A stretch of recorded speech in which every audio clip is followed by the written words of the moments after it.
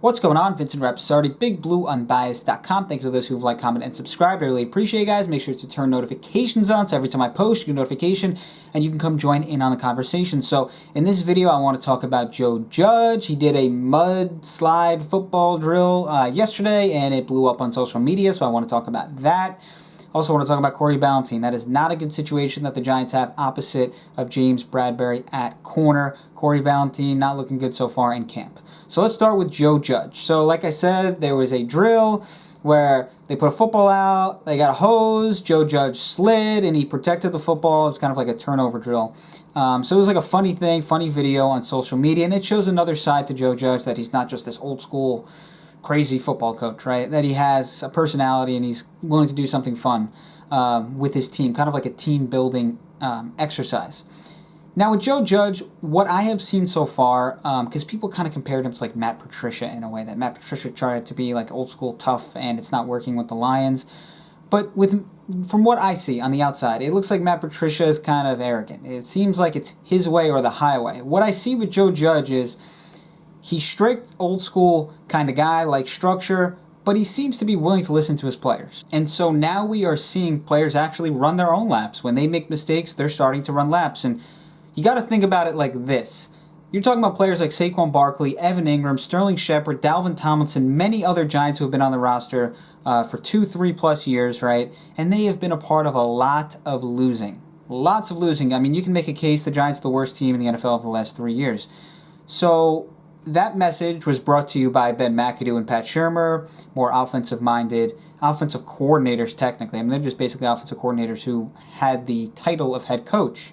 They didn't bring that old-school football coaching mentality, and I want to say this, I'm not saying that can't work. Obviously it has. Look at Sean McVay. He's done pretty well with the Rams. You look at many coaches who have been kind of offensive-minded guys who have turned into very successful head coaches. So I don't want to sit here and say that it doesn't work.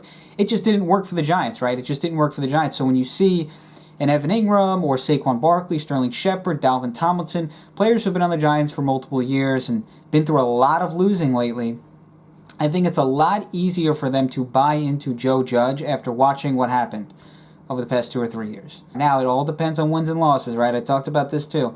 Joe Judge can do all this. Everyone could love it. The players could love it. If they lose games, it doesn't matter. People are still going to say, well, it's not working. It's all about wins and losses. Okay, so let's talk about the Giants' cornerback situation. James Bradberry, solid starter on the outside, but opposite of James Bradberry, Corey Ballentine, apparently, according to Jordan Reynaud, is having a tough camp. He did not play well last year, 14.6 yards per completion, passer rating of 126, former 6th-round pick, so you really didn't expect too much out of him when he was drafted, and now he could potentially start week 1 of this season on the outside at a very important position. These days, teams throw the football a lot. And if you look at last year, right, against wide receivers, the Giants, they were targeted the 18th most in the NFL.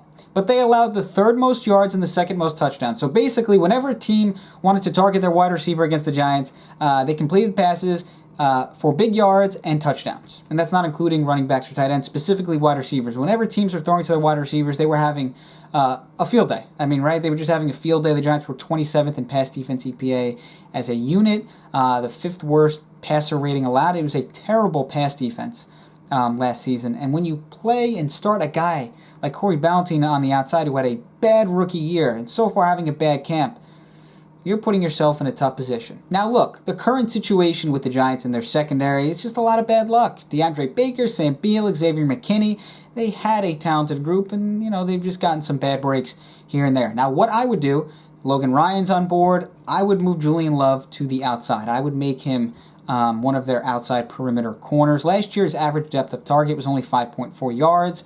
For reference, James Bradberry had an average depth of target of around 12 yards last year, so if you can follow a receiver further downfield and make plays and be a good cover guy on the outside, more of an island, obviously you're going to be more valuable.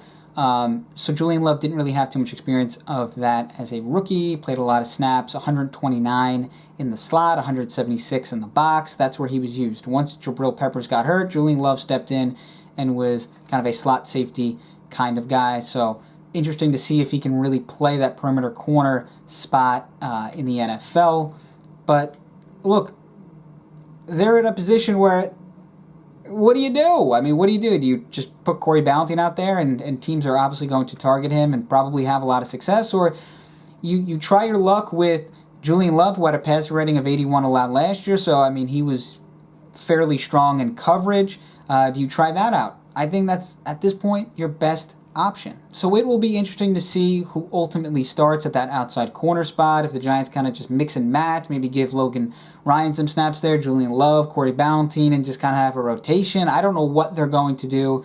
They're kind of in a tough spot because of injuries and then opt-outs and then the DeAndre Baker situation. They're in a tough spot.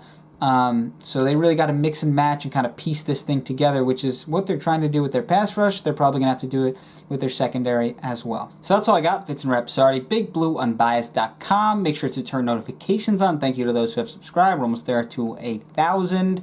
Follow me on Twitter at Vince Rapsardi. That's all I got. Fitz and Rapsardi, BigBlueUnbiased.com.